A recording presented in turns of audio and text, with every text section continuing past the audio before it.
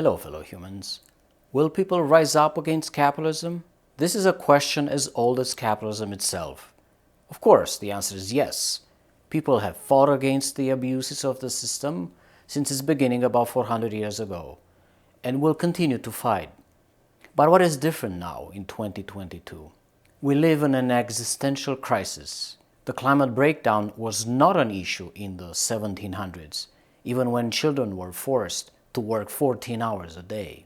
But it is an issue today, when we have about 80 years to cut carbon emissions by half, or we will face incredible destruction to the quality of life on Earth. And it is the economic system that brought us into this situation. So the question again, will people rise up to stop the system from destroying life? Will rich people in the global north continue their lifestyle and deny, ignore, dismiss, and patronize the facts? The standard approach to this kind of essay is for me to tell you how bad the climate crisis is, how bad wealth and income inequality is, how many abuses by managers and employers happen every day, everywhere capitalism operates, how the system continues to steal with impunity land and resources from indigenous peoples, cheap labor from poor countries, natural resources from everywhere, often with the deployment of violence. You all know these problems, so then how come not enough people take the streets to scream enough is enough? How come many people in rich countries are content with the coziness of their lives? And how come poor people of all races, native peoples, oppressed workers who outnumber the rich people by orders of magnitude do not all come together and end the system right now? If we look at surveys, questionable and manipulative as they are, we get confusing answers. Positive views of both socialism and capitalism have slipped since 2019 in the US, according to this survey. In this survey from 2018, the question was, do you agree or disagree with the following statement? At present, socialist ideals are of great value for societal progress. 84% Chinese said yes, 49% Canadians said yes, and 21% of Japanese said yes. Then the next question was, do you agree or disagree that free market competition brings out the best in people? 81% Chinese said yes. The lesson from here is that the word socialism and the word capitalism can mean very different things for many humans. Professor Vivek Chibber explains in his book, The Class Matrix, that the attitudes of people towards the economic system in their country is not determined by the local culture of those people, but rather by the institutional structures of capitalism itself. This is why a capitalist, whether he is Hindu, Muslim, Confucian, Protestant, Christian, agnostic, atheist, Canadian, Japanese, Chinese, Romanian, quickly learns that he has to adapt to the rules determined by his location, or he will be taken out of the market by competitive forces. His culture, namely values, goals, ethics, mentality, adapts to the demands of capitalism, not the other way around. Culture adapts to economics. The institutions of capitalism are this strong. Taken further, according to Vivek Chibber, the logic shows that workers' identification with their class is likely an exception, not the rule.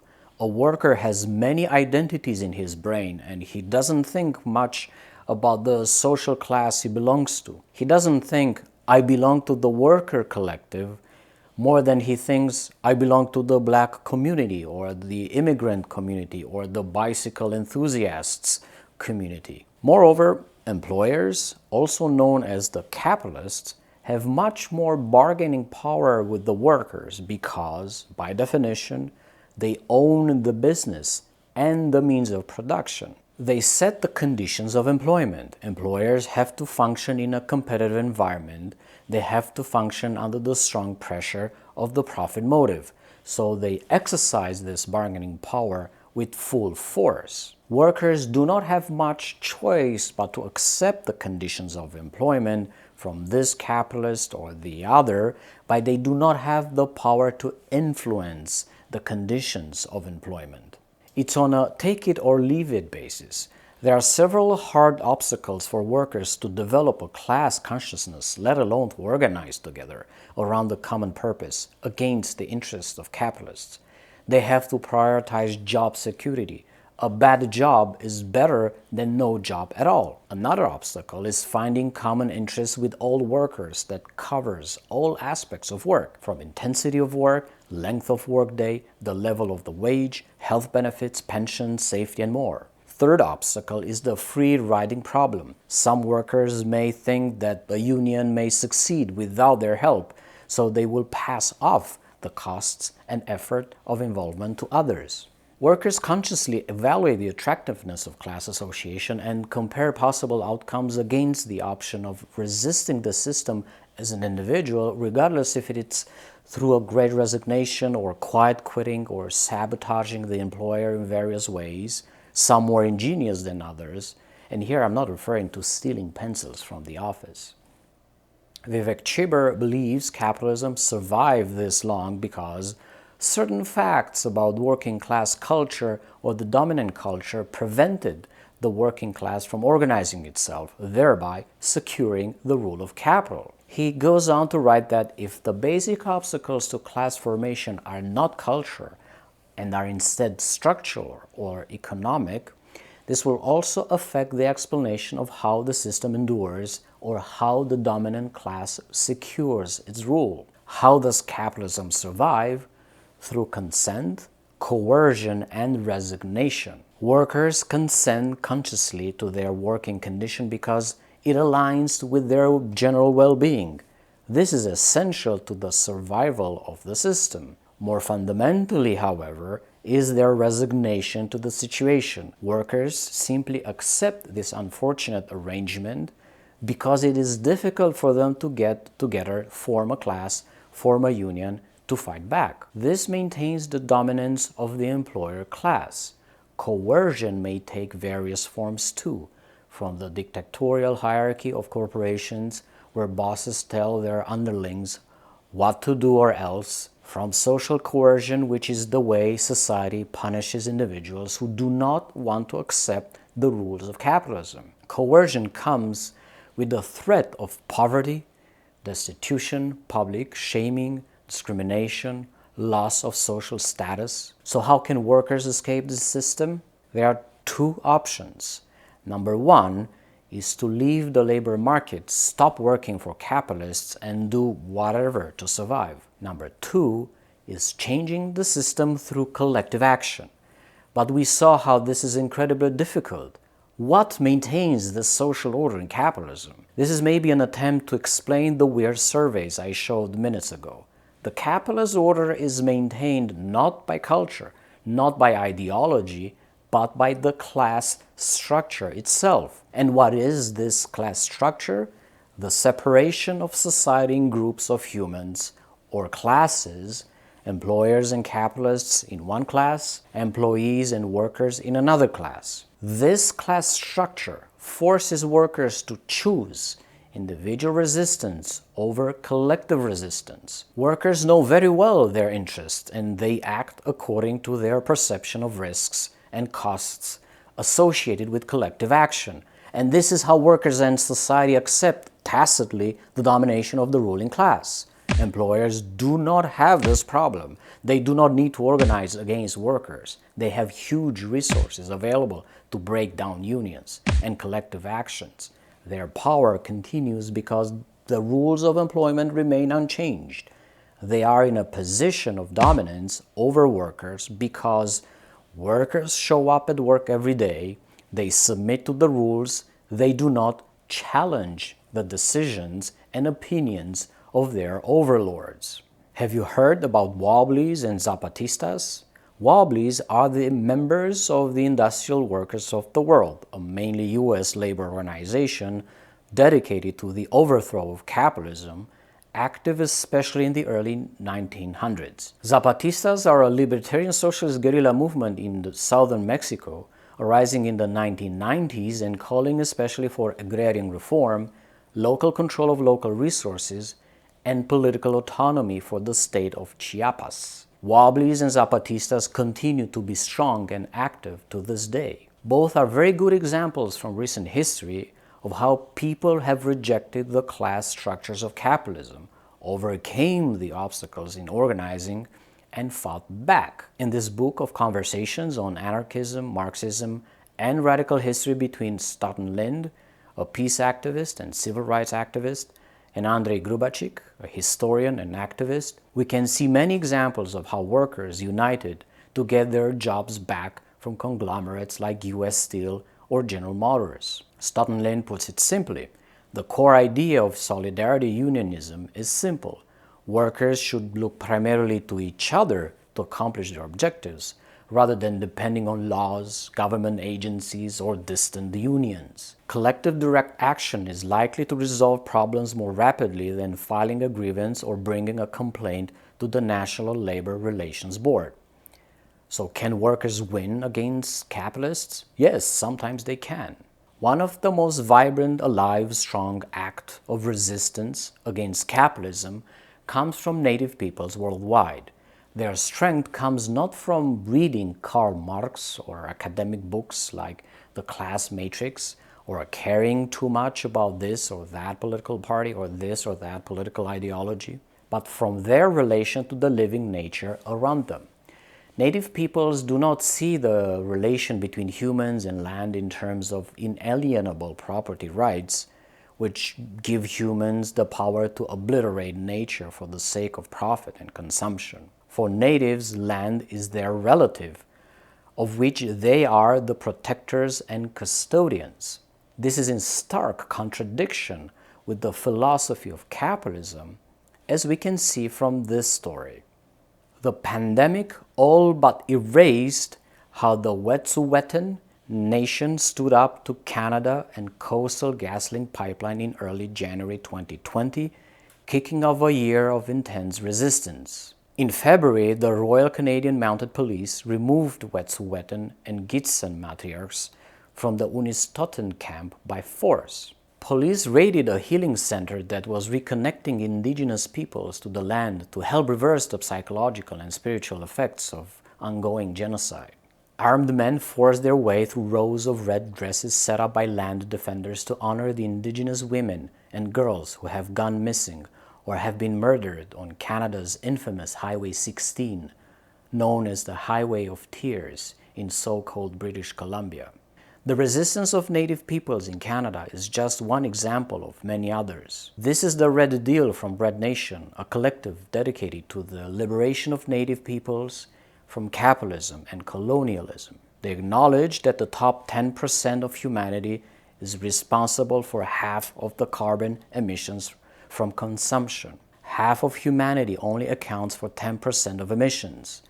The richest 1% emit 175 times more CO2 than the poorest Hondurans, Mozambicans, or Rwandans. 26 billionaires hoard half the world's social wealth, and the world's total 2,153 billionaires possess more social wealth than the 4.6 billion people who make up 60% of planet's population. Red Nation and Native peoples at large fully realize that while the focus is on protecting and defending rivers and land, the fundamental problem is the system that threatens and destroys the livelihood not just of natives, but of all future generations who hope to live on a clean and nourishing planet. This system, again, is capitalism. The Red Deal proposes a comprehensive, full-scale assault on capitalism, using indigenous knowledge and tried and true methods of mass mobilization as its ammunition. The entire legal doctrine of capitalism for the occupation of native lands rests on the doctrine of discovery that is enshrined in Catholic Church's papal bulls and is still cited by the US Supreme Court. This doctrine states that European powers that discover the land had the sole right to purchase or steal land from indigenous people who lived on it. This exclusion based on colonial occupation and discovery was the basis of European-style sovereignty that divided indigenous land around the world with borders. Since that time, borders have been used to control and restrict the movement of certain populations of people, but free up and allow the movement of capital. Let's take a moment to fully appreciate two very contrasting statements. The first one is from Larry Fink's 2022 letter to CEOs. Larry Fink is the CEO of BlackRock, the world's largest asset manager, with $10 trillion under management. He writes, "In today's globally interconnected world, a company must create value for and be valued by its full range of stakeholders in order to deliver long-term value for its shareholders. No relationship has been changed more by the pandemic than the one between employers and employees. The quit rate in the US and the UK is at historic highs, and in the US, we are seeing some of the highest wage growth in decades. Workers seizing new opportunities is a good thing. It demonstrates their confidence in a growing economy. Young, innovative companies have never had easier access to capital. Never has there been more money available for new ideas to become reality. This is fueling a dynamic landscape of innovation. Capital markets have allowed companies and countries to flourish. But access to capital is not a right. It is a privilege. And the duty to attract that capital in a responsible and sustainable way lies with you. We focus on sustainability not because we are environmentalists, but because we are capitalists and fiduciaries to our clients. Capitalism has the power to shape society and act as a powerful catalyst for change." And the second statement is from the Red Deal. It reads, "Indigenous peoples will always resist imperialism and capitalist development because we recognize the United States as an invader. We understand that protecting our relatives, land, water, air, ancestors, women, two-spirit, animals, medicines, children, and others is at the heart of our customary forms of governance. It is what makes us who we are." While phrases that emphasize the sacred, including sacred sites, women are sacred, and we are sacred, are now common for describing why we should practice the art of protection. At its base, protecting is simply about being a good relative. Given the violence and destruction that US imperialism forces upon us, protecting our relatives is a direct rejection of capitalism and empire. We demand the liberation of all our relatives. We demand a future. I leave it to you, good people watching this video, to think about the emotions, the values, the philosophy, the beliefs behind these two statements. When you reach your own conclusion, you will probably also have an answer to the question, will the people rise up against capitalism? If we need to invent new tactics, if we need to outsmart the ruling capitalist class, I think we can learn from theory, from history, and from native struggles. If there's one principle I would suggest in the fight against the system is this: mutualism. Labor activists will need to join forces with environmental activists, and vice versa. If you belong to an activist group, find another group and create mutual support. You show up for their cause, they show up for your cause. And always remember, we are many, the rulers are few. I live in Toronto, on the traditional territory of many nations, including the Mississaugas of the Credit, the Anishinaabe, the Chippewa, the Haudenosaunee, and the Wendat peoples, and it is now home to many diverse First Nations, Inuit, and Métis peoples. If you relate with what you saw and heard in this video, hit the subscribe button below so we can taste the crumbs of the YouTube algorithm. I would like to thank my Patreons for helping me stay independent and ad-free. If you can support this channel, please visit my Patreon page at patreon.com/Vlad Bunea.